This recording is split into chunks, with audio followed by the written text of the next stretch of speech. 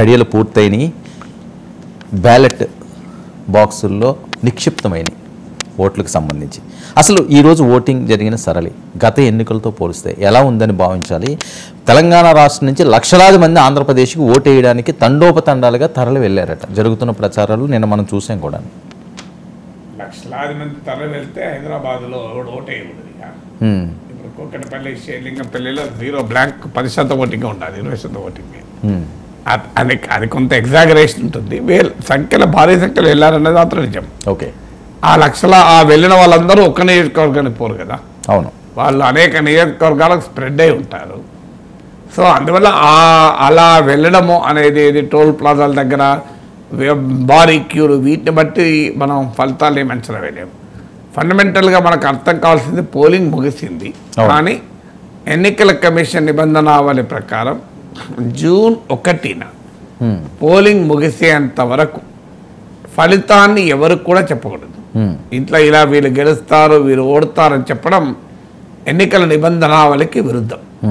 పరిస్థితుల్ని, పరిణామాలని, అంశాలని, ఎవరికి అనుకూల అంశాలు ఉన్నాయి, ఎవరికి వ్యతిరేక అంశాలు ఉన్నాయి, ప్రతి పార్టీకి ఉన్న అనుకూల ప్రతికూల అంశాలు ఏంటి, ఏ అంశాలు ఓటర్లపై ప్రభావం చూపినాయి అనే వరకు మనం చర్చించవచ్చు. ఎందుకంటే జూన్ 1 దాకా న్యూస్ పేపర్లు రాకుండా ఉండవు, టీవీ ఛానళ్ళు బంద్ కావు కదా. అందువల్ల మాట్లాడుకోవచ్చు. కానీ నిర్దిష్టంగా పలానా పార్టీ గెలుస్తుందని కానీ ఓడుతుందని కానీ చెప్పడం ఇటు ఎన్నికల కమిషన్ నిబంధనావళికి విరుద్ధం. కొంతమంది ఎవరైనా చేస్తే అది unethical, but we should follow it. అందువల్ల నా విశ్లేషణను బట్టి ఎవరైనా నాగేశ్వర్ పలానా పార్టీ గెలుస్తుందనో ఓడుతుందని అంటున్నారన్న కంక్లూషన్కు దయచేసి రావద్దు. ఎందుకంటే ఇప్పుడు నేను మాట్లాడే దాంట్లో ఒక చిన్న ముక్క 30 సెకండ్స్ ముక్క తీసుకొని ఎవరికి వాళ్ళు సర్క్యులేట్ చేస్తారు. దాన్ని ఆ ముక్క చూస్తే నాగేశ్వర పలానా పార్టీ గెలుస్తుంది అని అన్నాడు అన్న అభిప్రాయం కలుగుతుంది. ముక్కే చూస్తారు కనుక. అందువల్ల ఆ ఫస్ట్ కేవియట్గా.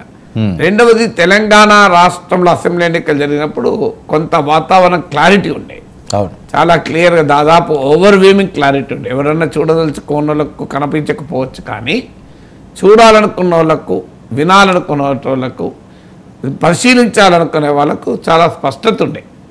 సో కాంగ్రెస్ పార్టీ గెలవబోతోంది, బీఆర్ఎస్కి వ్యతిరేక పవనాలు ఉన్నాయని.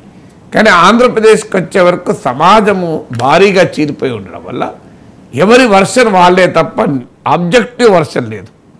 సో మీరు ఇప్పుడు అడిగితే ఒక 3 ఛానల్లో వైసీపీకి 120 స్థానాలు వస్తాయని చెప్తారు, ఇంకో 3 ఛానల్లో 2-3 ఛానల్లో వైసీపీ టీడీపీ కూటమికి 130 వస్తాయని చెప్తారు. పత్రికలు కూడా అలాగే వస్తాయి, సోషల్ మీడియాలో అలాగే వస్తాయి, యూట్యూబ్లో కూడా అలాగే వస్తాయి. అందువల్ల ఈ పోలరైజ్డ్ క్లైమేట్లో ఆబ్జెక్టివ్ ట్రుత్ అనేది పట్టుకోవడం చాలా కష్టం. మూడవది, పోటీ కూడా ఆ స్థాయిలో జరిగింది. అందువల్ల వెరీ వెరీ టఫ్ కాంటెస్ట్ జరిగింది. ఇప్పుడు చాలామంది ఓటింగ్ పర్సంటేజ్లను బట్టి ప్రిడిక్షన్ చేసే ప్రయత్నం చేస్తారు, కానీ అది టూ స్లిప్పరీ అని ఎందుకంటాను అంటే, ఓటింగ్ ఇప్పుడు లేటెస్ట్గా 5 గంటల వరకు జరిగిన ఓటింగ్ 67.99%, అంటే సుమారు 68%. లాస్ట్ టైం ఎలక్షన్స్లో జరిగిన ఓటింగ్ 80%. అంటే లాస్ట్ టైం ఓటింగు ఇప్పటికీ 5 గంటల ఓటింగ్ వరకు 12% తేడా ఉంది. కానీ 6 గంటల వరకు పోలింగ్ బూత్లోకే రాణిస్తారు. కొన్ని సమస్యాత్మక అరకు ఆ ప్రాంతంలో 4 గంటలకు ఉండొచ్చు, కానీ మిగతా చోట 6. సో 6 o'clock వరకు కూడా పోలింగ్ బూత్లోకి వస్తారు. 6 లోపల పోలింగ్ బూత్లోకి ఎంటర్ అయిన వాళ్ళందరూ ఓటు హక్కు వినియోగించుకోవచ్చు. అందుకే మీరు 9 అవుతుందా, 10 అవుతుందా, 11 అవుతుందా చెప్పలేను. సో అందువల్ల ఈ ఓటింగ్ ఫిగర్స్ అన్నిటినీ కూడా కొలేట్ చేయాలి.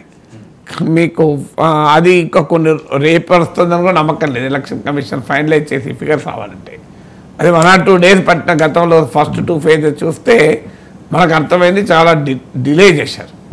సో అందువల్ల ఈ ఫిగర్స్ అన్నీ వాళ్ళు కన్ఫర్మ్ చేసుకొని మన డేటా ఇవ్వాలి. అందువల్ల ఈ పర్సంటేజ్ 67 నుంచి 80 లోపు ఉంటుందా, 80 బయట ఉంటుందా? ఎందుకంటే 80 లాస్ట్ టైము మనకు బేస్ ఫిగర్ కనుక. సో ఇదొక ఛాలెంజ్. ఇప్పుడు అది 80 కన్నా ముందా 80గా, ఇక తర్వాత 80 దాటితే ఏ పార్టీకి అనుకూలం, 80 లోపు అయితే ఏ పార్టీకి అనుకూలం, ఇదొక థియరీ. సో సో ఇక్కడ దీనిపైన నేషనల్ ఎలక్షన్ స్టడీస్ కనుక మనం గమనిస్తే అసలు ఓటింగ్ శాతానికి ఒక పార్టీ గెలవకపోవడానికి ఎలాంటి కొరిలేషన్ ఖచ్చితంగా చెప్పలేము. అందువల్ల చాలామంది ప్రిడిక్ట్ చేస్తుంటారు. ఇప్పుడు ఉదాహరణకు ఓటింగ్ శాతం పెరిగితే అది ప్రభుత్వ వ్యతిరేక పవనాలు ఉన్నాయి, యాంటీ ఇన్కంబెన్సీ ఉంది అని చెప్తారు. కానీ మీకు ఇంట్రెస్టింగ్ కంపారిజన్ చెప్తాను. 2014లో జరిగిన ఎన్నికలతో పోలిస్తే 2019లో ఓటింగ్ ఏమీ తగ్గలే, అయినా మోడీ గెలిచాడు కదా. అవును. అంటే మరి హై ఓటింగ్ పర్సంటేజెస్ పెరిగిన సందర్భంలో బీజేపీ గెలిచింది కూడా.